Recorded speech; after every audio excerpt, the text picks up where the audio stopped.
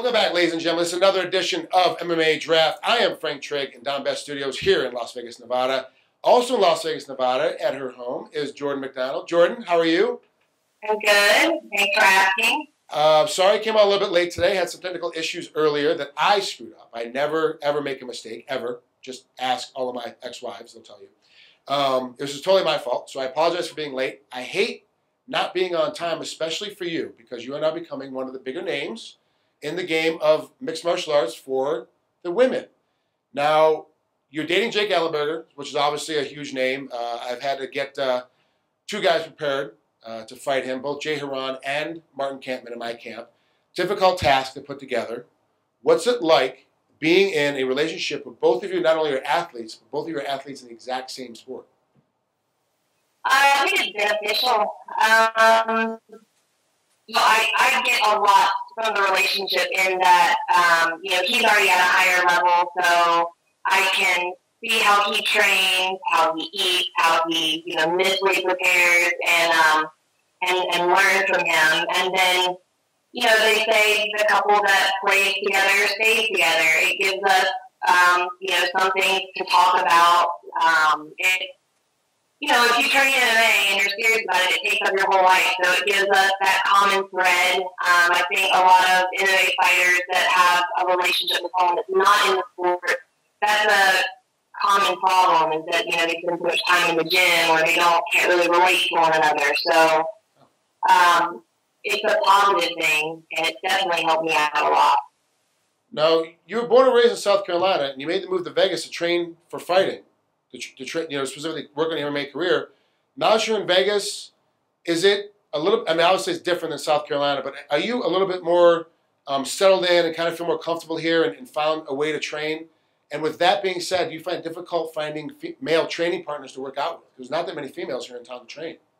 Yeah, it took me longer than I expected to get settled in. About a year in, I felt like I was part of a team. I, felt comfortable. I was close enough to people. We had, kind of a rhythm set out, a good training regime. And while there's world-class training here, top-level coaches, there isn't that many females that train here.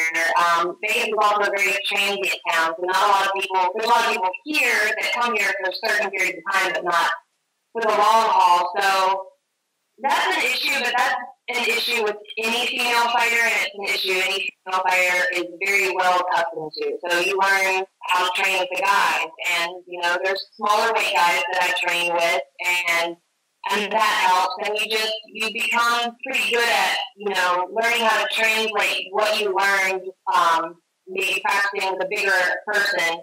You learn how to translate that to a smaller opponent once you fight. You make do. It definitely helps to have someone more your size. It helps to have females because we move a little differently. But we've all been making do up to this point, so we can continue to do so. And thankfully, women are joining the sport, exponentially. So the problem's it's alleviating a lot. So it's not so bad. You have an amateur record of 5-3, which is 8 fights total right now. I believe your next fight's gonna be February or March. It's gonna be a pro debut. Is that correct? That's what we're shooting for. Yeah. Okay. Well, you're way ahead of the curve then. For a lot of these women now jumping into the sport, you're far advanced. You've been doing this for years compared to what they're doing. So when they jump in, unless it's like a Ronda Rousey that's spent a lot of time doing judo, or a Sarah McMahon that's doing a lot of time doing wrestling, they're gonna be really, really far behind the curve. If somebody else is new, jumping into the sport, wanting to train with you, what are you going to tell them? What they need to work on, their focus needs to be on right at the very beginning. The number one thing that you would tell a new lady coming into the sport, what she needs to concentrate on? I think perseverance is a big trait you need to have. There's a lot of roadblocks. There's a lot of extra roadblocks. MMA is one of the toughest sports in the world for male or female. And being a female, you run into some extra hurdles. You can get kind of disenchanted when, you show up to train and no one but the heavyweight showed up, and you just have to learn how to make the best and not feel sorry for yourself. I have days when I come into the gym and, it's Forrest Griffin and Rob Drysdale and James McQueen and me, you know, it's like clearly, you know, I'm not going to get in any drilling today, so I'll go hit the bag, or I'll go work on this. Well, you know, there's always something you can do, and you just have to not let those extra setbacks stop you. And then I'd also tell them, you know, for all the extra hard work you have to put in, I think you get extra gratification at the end. So it's worth it. You just got to stick to it and, you know, work around those roadblocks that will inevitably come up.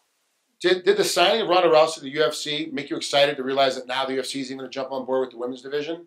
Or you kind of like, I got to kind of see where I fit in this space or not? Did it? For me personally, I think it's my guess that it's going to be a long time before my weight class gets included. But just for the mere exposure and the credibility that lends to women's MMA is huge. So, you know, I kind of came to terms with the fact that I wasn't going to be fighting in the UFC a long time ago. And a lot of female fighters that I run into, while yes, that'd be great, we're okay with fighting anywhere as long as we have a place to fight. And, you know, Ronda Rousey, I'm stoked for. I think that's awesome. I think it's an amazing step forward for women's MMA. You know, me personally, maybe not so much, other than it's going to give my sport more exposure. Well, you know, Invicta Fights has got a great spot for women right now with Shannon Knapp. She's doing a great job down there. There's a lot of other, you know, I'm old school, so I remember Jeff Osborne throwing the all-female cards way back in the late 90s, early 2000s that were amazing, showing females could put this together, could fight hard and heavy. But you're an amateur. You're still an amateur. You haven't had your first pro fight yet, and even back then, the problem always was the pay for the women. There was always less than the men's. But for you as an amateur, you're not making any money at all. You're doing this for the love of the sport still. You haven't made that first paycheck yet. So how do you survive in between fights? How are you making your bills right now? What's your job? Well, when I lived back in South Carolina, I had a full-time job that actually paid pretty well. But it was stressful because obviously there was a big time crunch.